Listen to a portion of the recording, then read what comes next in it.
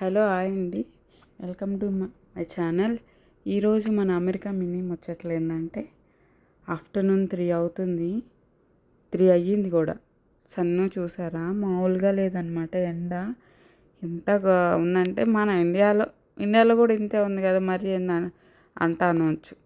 అవును, మన ఇండియాలో 50 ఉన్నా కూడా మనకు అంత అనిపించలేదు.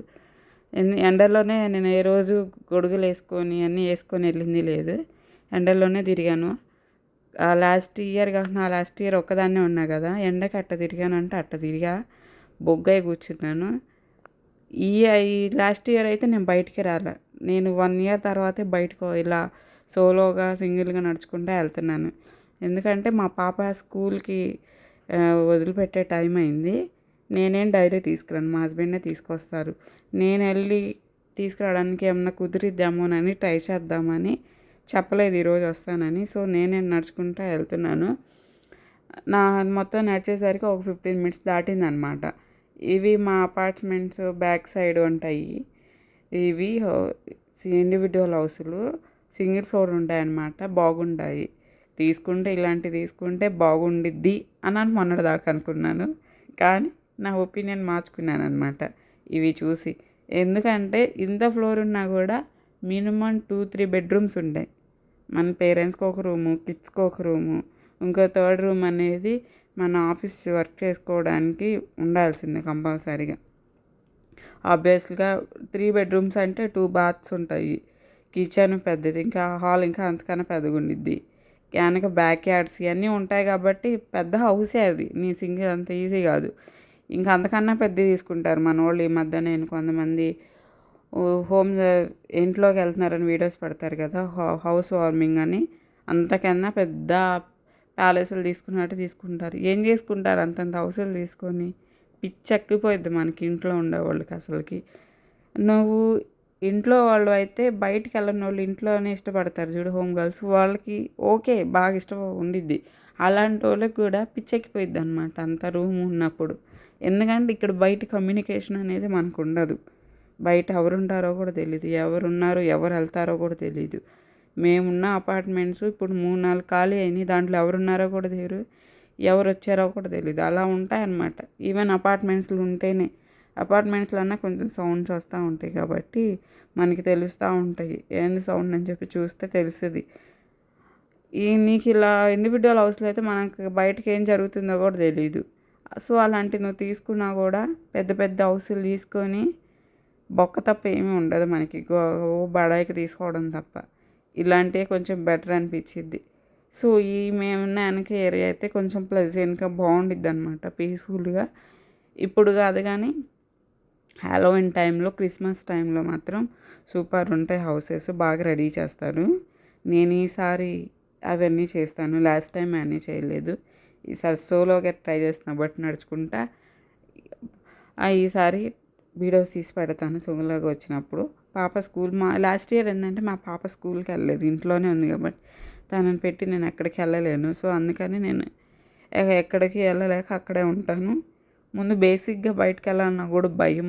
1 ఇయర్ అయితేనే ఇప్పుడే కొంచెం కొంచెం ఆ భయం పోతుందన్నమాట నాకు బయటకు వెళ్ళటానికి. సో ఇలా ఎండలో నడిచి వస్తే చెట్ల దగ్గర అవుతుంటే ఎంత హాయిగా ఉందండి. ఒక్కొక్కళ్ళ ఇంటి ముందు చాలా పెద్ద చెట్లు ఉన్నాయి అసలుకి. వాళ్ళు ఎవరు వచ్చి బయట కూర్చోరు. మనకి ఇంత ఉంటేనా బాగా బాగా బయట కూర్చుంటాం అనమాట. చైర్స్, డెకరేషన్స్కి అన్నీ పెడతారు. ఎవరు మళ్ళీ వాటిని కదిలిచ్చారు. అవి వానకి తడిసి ఎండకి సిలువులను పట్టిపోయినా కూడా అవి వాళ్ళ డెకరేషన్ కోసమే పెట్టుకుంటారనమాట. మంచిగా నీట్గా పెట్టుకుంటారు. కొన్ని హౌసెస్ చూశాను, చాలా పాట్స్ అన్నీ బాగా డెకరేట్ చేసుకుంటారు. చాలా ఓపిక. వీళ్ళు క్లీనింగ్కి సపరేట్ డేట్ వీక్లో సాటర్డే సండే అని పెట్టుకుంటారు. సో ఆ డేస్లో క్లీనింగ్ చేసుకుంటారనమాట. అండ్ ప్లస్ ఇంకోటి ఏంటంటే మన ఇంటి ముందు గడ్డి ఉండకూడదు ఎక్కువ. లెవెల్ కన్నా ఎక్కువ ఉన్నా కూడా ఫైన్ వేసేస్తారు. సో మనమే క్లీన్ చేసుకోవాలి. ఎవరు వచ్చి క్లీన్ చేయరు. కంపల్సరీగా ఇది ఎక్కువ ఇండివిజువల్ హౌస్లో ఉంటే ఇదే డబల్ వర్క్ ఉండిద్ది అనమాట. బ్యాక్ ముందు మొత్తం క్లీన్ చేసుకుంటూ ఉండాలి, శుభ్రంగా మెయింటైన్ చేసుకోవాలి. అపార్ట్మెంట్స్ అయితే మనం అవసరం లేదు, వాళ్ళు కంపెనీ వాళ్ళే చూసుకుంటారు కాబట్టి మెయింటెనెన్స్ బాగుండిద్ది. నేను కూడా ఒపీనియన్ మార్చుకున్నాను అనమాట. ఈ హౌస్‌లు చూసాక ఇంత ఒక్కదాన్నే ఉంటే కొన్ని ఇయర్స్ నేను ఒక్కదాన్నే ఉండాలి. ఎందుకంటే మనకి I-140 రావాలి, EAD రావాలి. ఇయన్నీ అవ్వాలంటే మినిమమ్ 2, 3 ఇయర్స్ పట్టిద్ది. ఈ 2, 3 ఏళ్ళన్నా మినిమమ్ అది. మ్యాక్సిమం నాకు తెలీదు. మినిమమ్ పట్టినప్పుడు నువ్వు 2, 3 ఏళ్ళైనా ఇంట్లో ఉండాలి. ఈవెన్ మనకి కిడ్స్ చిన్న పిల్లలు అయ్యారనుకో వాళ్ళకి స్కూల్‌కి వెళ్ళిన మనం ఇంట్లోనే ఉండాలి. వాళ్ళని వదిలిపెట్టి మనం ఎక్కడికి వెళ్ళలేము. ఎవరో ఒకళ్ళని చూసుకోవాలి. నువ్వు ఎవరో ఒకళ్ళు చూసుకోవాలన్నప్పుడు వాళ్ళని ఇంత హౌస్ తీసుకొని ఉన్నప్పుడు ఇంకా అంతే ఉండిద్ది అనమాట పరిస్థితి. మనమే ఇంక ఇమాజిన్ చేసుకోవాలి, అంత పిచ్చెక్కిపోయిద్ది. సో క్లీనింగ్ కూడా వాసిపోయిద్ది అనమాట. మనం ఇప్పుడు సింగిల్ బెడ్రూమ్స్లోనే ఉంటేనే క్లీనింగ్ చేసుకోవాలంటే మామూలుగా వాసిపోద్ది. ఇక్కడ ప్రతిదీ చిన్న మార్కు కూడా కనపడకూడదు మురికి. మన హౌసెస్కి క్లీనింగ్కి ఇప్పుడు సపోజ్ నేను కిచెన్ ఉన్నానుకో, ఇండియాలో ఉన్నప్పుడు మనకి ఎక్సో సోపు విమ్ సోప్తోనో క్లీన్ చేసుకుంటేనే పోయిద్ది ఆ పొయ్యి కింద కానీ సైడ్స్ కానీ. ఇక్కడ అలా కాదు, దానికి స్ప్రేలు ఉంటాయి, వాటి క్లీన్ చేసుకునేసరికి వాచిపోయిద్ది అనమాట మనకి. ఇలా ఇంకా మా హౌసెస్, మా అంకుల్ వాళ్ళ హౌస్ చూశాక కొంచెం తీసుకుంటే అలాంటిదైనా తీసుకోవచ్చు అనిపించింది నాకు. ఎందుకంటే అవి కనెక్టెడ్ హౌస్ అనమాట, అపార్ట్మెంట్స్ టైప్లో ఉంటాయి. కింద ఫ్లోరు, సెకండ్ ఫ్లోర్ ఉంటాయి. సో అలాంటివి తీసుకున్నా మనకి వెనక బ్యాక్ యార్డ్ ఏ ఉండదు, కొంచెం ప్లేస్ ఇస్తారు గార్డెనింగ్ లాగా, మనం పాట్స్ పెట్టుకోవడానికి అలా ఓపెన్ ప్లేస్ చిన్నది, గ్యారేజ్ పక్కన. సో అలా హౌస్ ఉంటే పర్లేదు, పక్కన వాళ్ళు ఉంటారు కాబట్టి. ఇలాంటి హౌసులు తీసుకున్నామంటే ఎంజాయ్ చేసి, ఎక్కువ పెద్ద ఫ్యామిలీ అయితే బాగుండిద్ది. మనం ఇలా ఒకళ్ళే మనం మినిమం మనం వైఫ్, హస్బెండ్, కిడ్స్ 1, 2 ఉంటాము, ఇంతకన్నా ఎక్కువ ఉండరు కదా. సో పిల్లలు హాలిడేస్ ఇచ్చినప్పుడు నువ్వు వైఫ్, హస్బెండ్ వర్క్కి వెళ్తే వాళ్ళిద్దరు ఉండాలి ఇంట్లో. సో అంత పెద్ద హౌస్లో ఉండాలంటే జాగ్రత్తగా ఉండాలి. సెక్యూరిటీ మనం ఉన్నావా లేవన్నట్టే ఉండాలి. ఎందుకంటే మనకి పక్కన వాళ్ళు తెలిస్తే ఎప్పుడు ఏ టైంలో వస్తాడో కూడా తెలియదు. జాగ్రత్తగా ఉండాలి. ఇది మేము ఇలా ముందుకెళ్ళి కొంచెం చెప్పా కదా, అపార్ట్మెంట్స్ నుంచి నడుచుకుంటే స్ట్రైట్గా వచ్చి లెఫ్ట్ తీసుకుంటే మా పాప స్కూల్ వచ్చింది. ఆ స్కూల్ బ్యాక్ సైడ్ పార్క్ నుంచి వెళ్ళొచ్చు అనమాట. ఫ్రంట్ సైడ్ ఏంటంటే అందరికీ పికప్ చేసుకుంటారు కాబట్టి 1 బై కార్ వస్తూ ఉండిద్ది. డ్రాప్ తీసుకోవడానికి ఎక్కువ టైం పట్టిద్ది అనమాట. సో బ్యాక్ సైడ్ వస్తే మనం ఈజీగా తొందరగా తీసుకొని వెళ్తే మన నేమ్ షీట్ ఇస్తారు పాపది, ఏం పేరును ఏ క్లాసు అది చూపిస్తే పంపిస్తారనమాట. అది కూడా 3:15 దాకే ఉండిద్ది. 3:15కి ఎగ్జాక్ట్గా క్లోజ్ చేసేస్తారు. మళ్ళీ మా ఫ్రంట్ డోర్కి వెళ్ళి తెచ్చుకోవాలన్నమాట. వెళ్తే వాళ్ళు ఇంకా చూపిస్తే పాపని తెచ్చిస్తారు. అది కూడా పేరెంట్సే ఉండిద్ది అనమాట. Mother, father compulsory. నువ్వు ఇద్దరు పేర్లు ఇస్తే ఇద్దరు ఉండే అలో చేస్తారు. నువ్వు ఒకళ్ళ పేరు ఇచ్చి ఇంకొకరిని రానియ్యరు. ఎందుకంటే ఇక్కడ మదర్కి, ఫాదర్కి తెలియకుండా తీసుకెళ్ళిపోతూ ఉంటారు. ఎందుకంటే కొంతమంది సపరేట్ అయి ఉంటారు కాబట్టి వాళ్ళు కిడ్స్ని తీసుకెళ్ళి, నాకు వచ్చిన కొత్తలో అలర్ట్స్ వస్తూ ఉంటాయి కాబట్టి ఇలా పిల్లలు తీసుకెళ్ళిపోతున్నారు అని చెప్పి.